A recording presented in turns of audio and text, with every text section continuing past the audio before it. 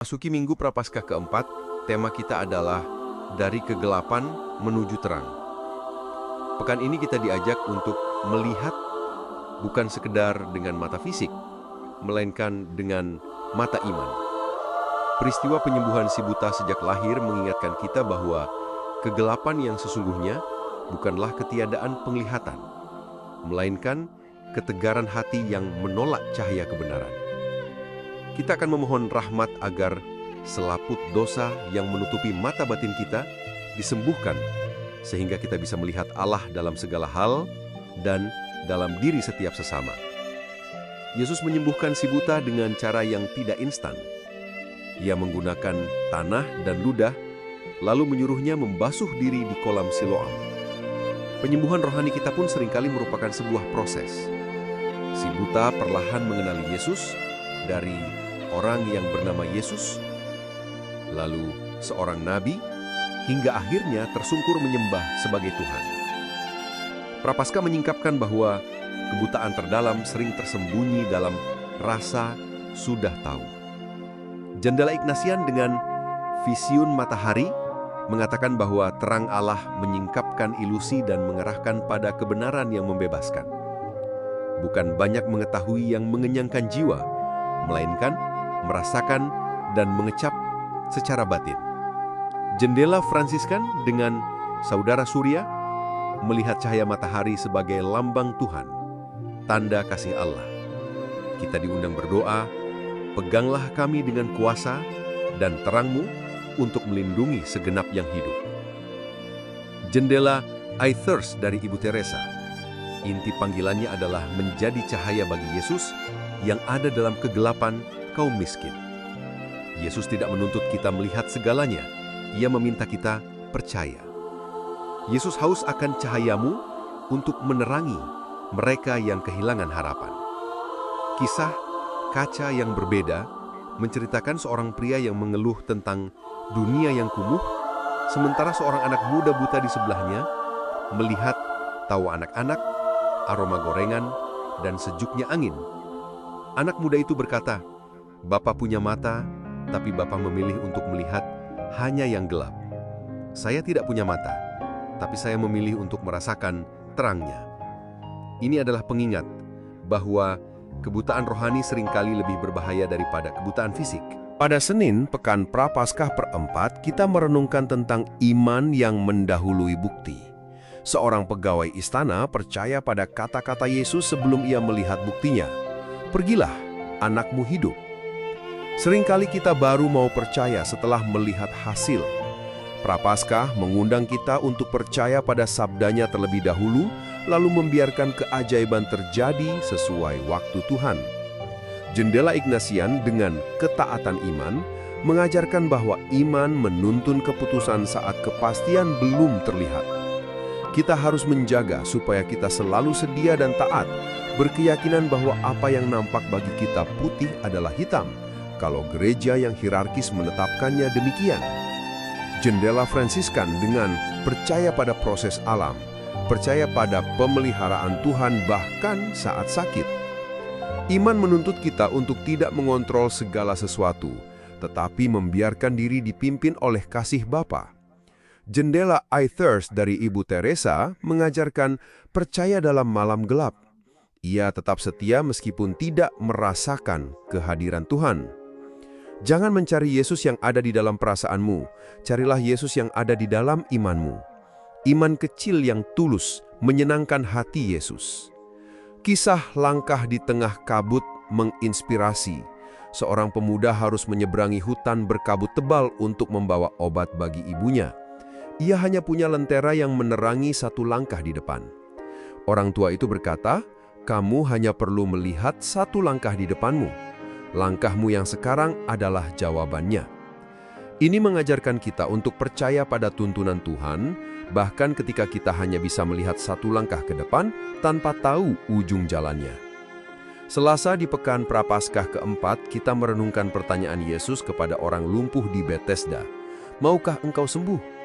Orang itu malah mengeluh, "Tuhan, tidak ada orang yang menurunkan aku ke kolam." Kita seringkali seperti dia, sibuk menyalahkan keadaan atau orang lain atas kelumpuhan rohani kita. Yesus memanggil kita untuk berhenti mencari kambing hitam dan berani mengangkat tilam atau kebiasaan buruk dan berjalan. Penyembuhan menuntut keberanian meninggalkan kebiasaan lama. Jendela Ignatian dengan menata kehendak bertanya, apa yang sungguh kamu inginkan? Penyembuhan batin dimulai dari keputusan untuk berubah. Jendela Fransiskan dengan bangkit dari keterpurukan menyatakan bahwa dunia yang lumpuh membutuhkan orang yang berani menawarkan tangan. Kita dipanggil menjadi orang yang menurunkan sesama ke kolam tasih Tuhan. Jendela I Thirst dari Ibu Teresa percaya bahwa Yesus sangat merindukan kesembuhan jiwa kita. Yesus melihatmu, Dia haus padamu. Dia tidak butuh alasanmu, Dia hanya butuh izinmu untuk menyembuhkanmu. Kisah kasur yang akrab menceritakan seorang pria tunawisma yang ditawari pekerjaan, tetapi ragu karena ia akan kehilangan kasur kumalnya, kebiasaan, dan zona nyamannya. Pemilik toko berkata, kasur ini membuatmu merasa aman, tetapi kasur ini juga yang membuat kakimu tidak pernah mau berjalan jauh. Ini adalah ajakan untuk meninggalkan kebiasaan buruk demi perubahan, sekalipun itu terasa tidak nyaman. Rabu di Pekan Prapaskah keempat, kita merenungkan tentang Bapa dan Anak yang bekerja. Yesus menjelaskan bahwa segala sesuatu yang dilakukannya adalah apa yang ia lihat dilakukan oleh Bapa. Inilah rahasia kekuatannya, ketaatan total.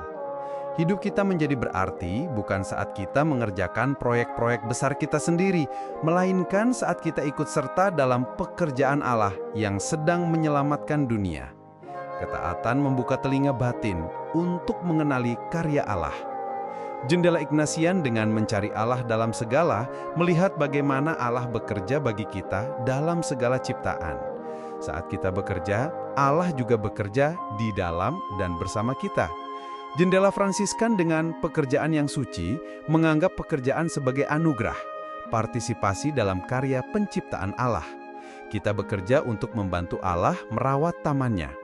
Jendela I Thirst dari Ibu Teresa melihat bahwa kerja adalah doa, melayani orang miskin adalah kelanjutan dari doa.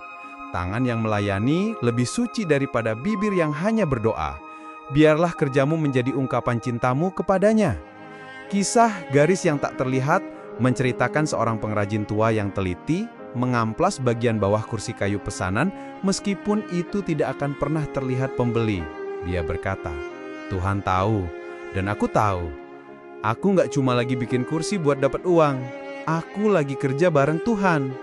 Ini adalah pelajaran tentang totalitas dalam pekerjaan. Melakukannya dengan kesadaran akan kehadiran Allah, bukan hanya untuk manusia. Kamis tanggal 19 Maret, kita merayakan Hari Raya Santo Yosef yang menekankan ketaatan dalam diam. Santo Yosef adalah teladan orang yang tidak buta terhadap kehendak Allah karena hatinya tenang. Dia tidak banyak bicara, tapi dia banyak bertindak.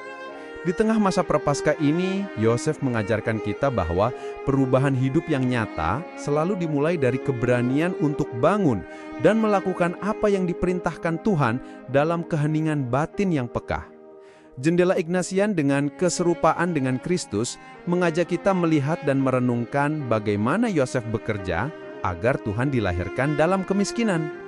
Jendela Fransiskan dengan keadilan Yosef mengingatkan bahwa keadilan sejati tidak pernah menghancurkan orang lain, tetapi mencari cara untuk menyelamatkan mereka tanpa permaluannya. Yosef melindungi martabat Maria. Jendela I Thirst dari Ibu Teresa belajar dari Yosef untuk melayani dalam bayang-bayang. Jadilah kudus melalui pekerjaanmu sehari-hari yang tersembunyi. Tuhan tidak mencari perbuatan besar, tapi cinta yang besar dalam hal kecil. Kisah bayang-bayang di balik layar menginspirasi. Seorang pemuda yang diwisuda sebagai lulusan terbaik mencari ayahnya di pojok aula.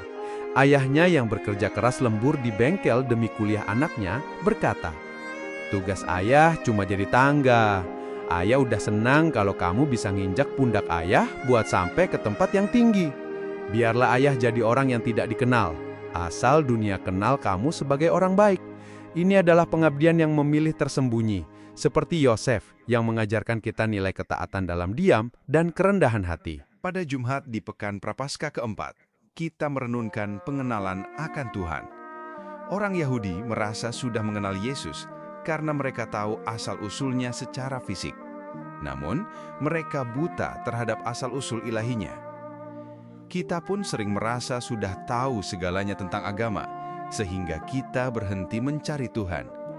Prapaskah menantang kita untuk melampaui kulit luar pengetahuan menuju kedalaman pengenalan batin akan Kristus. Jendela Ignatian dengan pengenalan batin bertujuan agar kita semakin mencintai dan mengikuti Tuhan. Kesabaran adalah tanda kepercayaan pada penyelenggaraan Allah. Jendela Fransiskan dengan mengenal melalui ciptaan mengatakan bahwa mengenal Allah berarti mampu melihat jejaknya di dalam setiap makhluk. Jangan hanya mengenal Tuhan di gereja, kenalilah Dia dalam rintihan bumi dan wajah orang asing. Jendela Aethers dari Ibu Teresa menegaskan bahwa Tuhan tidak pernah terlambat. Yesus ingin kita mengenalinya dalam kegelapan kita. Dia ada di sana, menunggu di sumur hatimu. Kisah nama yang belum selesai menginspirasi. Seorang asisten manajer yang jujur dan sederhana diejak rekan kerjanya karena penampilannya. Mereka merasa tahu tentang dirinya dari asal desa atau kebiasaan makannya. Namun, asisten itu diam-diam menyumbangkan separuh gajinya untuk anak yatim. Ia berkata, "Saya tidak butuh kalian tahu itu, karena saya tidak sedang mencari nama di depan kalian." Ini adalah pelajaran tentang melakukan kebenaran dalam kesunyian, tanpa mencari pengakuan manusia. Pada Sabtu, Pekan Prapaskah keempat, kita membahas kebutaan karena prasangka. Para pemuka agama meremehkan Yesus hanya karena asal-usulnya, buta terhadap kebenaran yang lebih besar. Hanya Nikodemus yang berani membela. Buta karena prasangka adalah kebutaan yang paling sulit disembuhkan. Prapaskah menumbuhkan keberanian iman di tengah perbedaan. Jendela Ignatian mengajarkan lepas bebas dari prasangka. Prasangka buruk membuat kita tidak bisa melihat kebaikan Allah dalam diri orang lain. Jendela Fransiskan dengan budaya perjumpaan mengajak kita menghancurkan tembok prasangka untuk membangun jembatan perjumpaan. Jendela Aethers dari Ibu Teresa dengan melihat melalui air mata kasih, tidak melihat label agama, kasta, atau ras. Ia hanya melihat Yesus yang haus. Jika kamu menghakimi orang, kamu tidak punya waktu untuk mencintai mereka. Kisah dengar dulu adalah inspirasi yang kuat. Seorang ayah membentak anak remajanya karena pulang terlambat dan bau rokok. Ia langsung menghakimi. Namun, ibu menasihati untuk mendengarkan dulu. Ternyata, anaknya terlambat karena menolong teman yang kecelakaan dan menjadi perokok. Kisah ini mengajarkan kita untuk tidak cepat menghakimi, untuk memberi ruang bagi kebenaran, dan untuk mencabut akar prasangka.